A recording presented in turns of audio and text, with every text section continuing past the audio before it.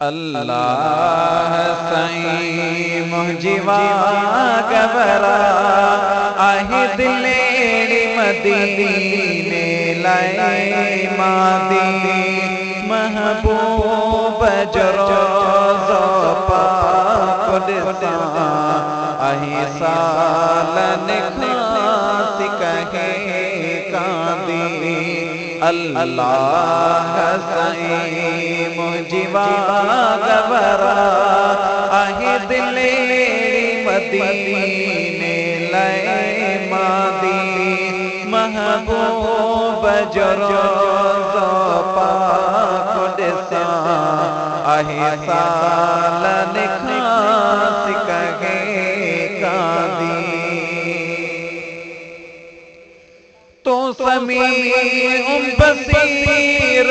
पाक खुदा इन गाल जो तो दर सालिहा तो समी बसीर पाक खुदा इन गाल जो तो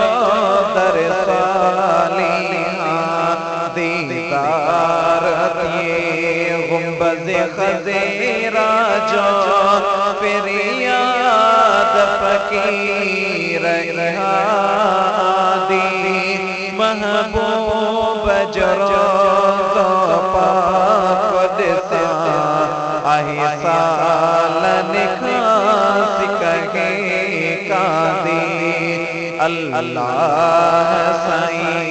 मुझिवा गबरा आहे दिलेड़ी मदीने लाए मादी महबूब जरोज़ो पाक दिसा आहे सालन खास कहे कांदी दीदार करे पोइ पसादिया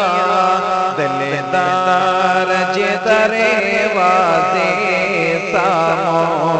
दीदार करे पोइ पसादिया दिलदार जे दरे वाज़े सामो उहा दिल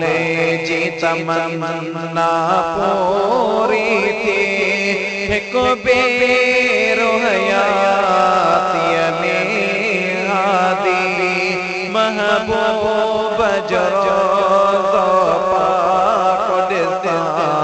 आहे सालन खास कहे कांदी आया खाली थे आया बेसमेरो नकी ज़ोर आगे ज़र्दे बरजो आया खाली थे आया बेसमेरो नकी ज़ोर आगे ज़र्दे बरजो मुझो हाल फकीरी जाने थो बस पहुँच कयो का इमदादी महबूब जरोज़ो पाक दिसा आहे सालन खास कहे कांदी अल्लाह सई मुझिवा गबरा आहे दिलेड़ी मदीने लाए मादी महबूब जरोज़ो पाक दिसा आहे सालन खास कहे कांदी ओ मौला की अक़दे मक़बूल दुआ दस कहिड़े नमूने अर्ज़ कयां मौला की अक़दे मक़बूल दुआ दस कहिड़े नमूने अर्ज़ कयां सवा सजणन जे न सुकून अचे दिल सराद में बेवस आबादी महबूब जो रोज़ो पाक ॾिसां आहे सालन खां सिकहे कादी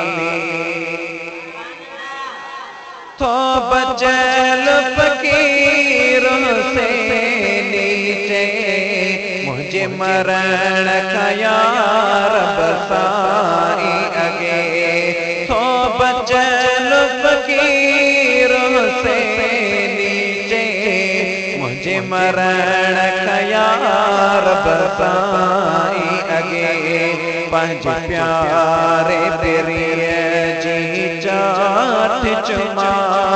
बस प्यार में वेठो उतरा दी महबूब जो रोज़ो पाक ॾिसां आहे सालन खां सिकहे